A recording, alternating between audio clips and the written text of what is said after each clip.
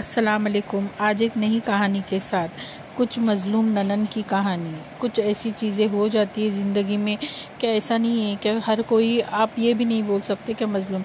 ये चीज़ें होती है कि चलो ये होता है कि घर का काम है, कोई ये नहीं देखता है कि मैं करूँ या तू करूँ। कुछ औरतें ऐसी होती है मैं तू नहीं करती है, तो अच्छे घर की जो होती है वो यही करती है।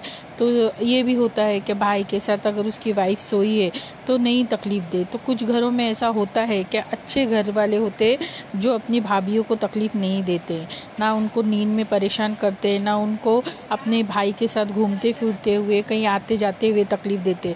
तो वो बहुएं इस अच्छी चीज़ों का किस तरीके से गलत फ़ायदा उठाती है। जैसे कि ननन घर का सारा काम कर रही है, बहू आराम से घर में सोई पड़ी है, उसको कोई फ़र्क नहीं पड़ता कोई घर का काम करे नहीं करे। वो बेचारी पूरे घर का काम करती है, सारा खाना पकाती है, नाश्ता देती है, भाई उठता है, भाभी उठती है तो चाय नाश्ता करवाती है, सारी चीज़ें करती है। और जो सब हो जाने के बाद जब भाई बैठा है और जूते पहनता है ऑफिस जाने के टाइम पे, तो बीवी ऐसे दिखाती है कि मैं बर्तन घसने जा रही हूँ करके, आप आपका पानी का बोतल और जूते पहन के चले जाइए। तो ये चीज़ हो जाती है। तो भाई बोलता है बेटी क्या है बहन को, जाके अगर 2 बर्तन घस देगी तो क्या जाएगा। तो भाई को ये पता नहीं होता है जो चाय उसने पी वो बहन नहीं बनाई, जो नाश्ता उसने किया वो भी बहन ने ही उसी को दिया था लाके, खाली सर्व करने का काम उसने भाई के सामने किया था।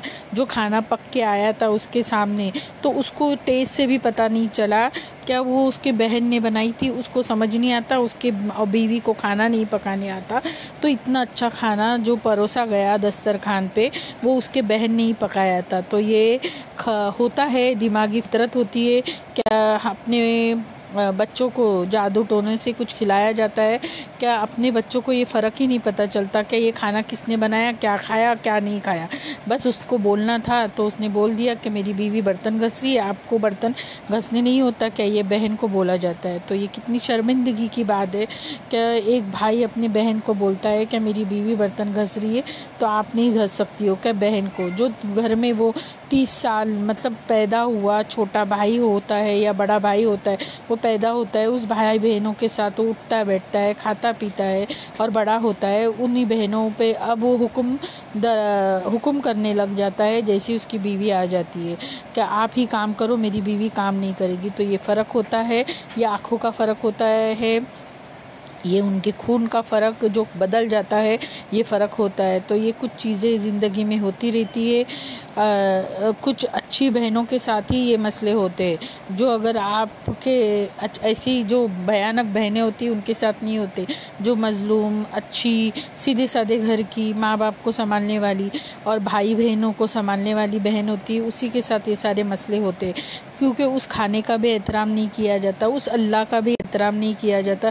जिस दस्तरखान पे बैठ के आपने खाना खाया उसका भी शुक्रिया अदा नहीं है, उस बहन का भी शुक्रिया अदा नहीं जिसने आपको खाना बना के खिलाया, उस खाने का भी एहतराम नहीं, उस चीज़ों का भी एहतराम नहीं जो शुक्र अदा करना चाहिए। आपने बस ज़बान उठा के मुंह पे लगा दी क्या ए बहन क्या बैठी है, क्या तू घर का काम नहीं कर सकती। ये कितनी बड़ी बात हो जाती है कि एक बहन को एक भाई बोलता है अपनी बीवी के सामने। तो ये शर्मिंदगी की बात होती है।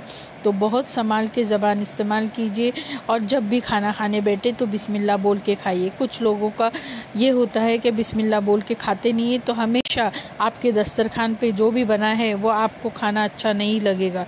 तो हमेशा याद रखिए जब भी दस्तरखान पे बैठिए बिस्मिल्लाह बोल के खाना खाइए। कुछ घरों में ऐसी चीज़ें होती नहीं है, इसके लिए बता रही हूँ। क्योंकि यही होता है, ये मेरे से अच्छा बना है कि तुम्हारे से अच्छा बना है, ये ऐसा बना है ये वैसा बना है। ये भी चीज़ों का बहुत ध्यान रखिए और भाई बहनों का एहतराम किया कीजिए। आपको दस्तरखान पे इतनी प्यारी चीज़ें खाने के लिए मिल गई और आपने उस चीज़ों का एहतराम नहीं किया, आपने एक लम्हे के लिए नहीं सोचा इतना अच्छा दस्तरखान आपके लिए बिछा हुआ था, तो इतना अच्छा दस्तरखान क्या आपकी बीवी सजा सकती है, क्या आपकी बीवी पका सकती है। इसका ख्याल बहुत ज़्यादा से ज़्यादा कीजिए। जब दस्तरखान पे बैठते हैं तो आंखें खोल के खाना खाइए और बिस्मिल्लाह बोल के खाना खाइए, तब आपको पता चलेगा ये खाना किसने बनवाया। Thank you, bye bye.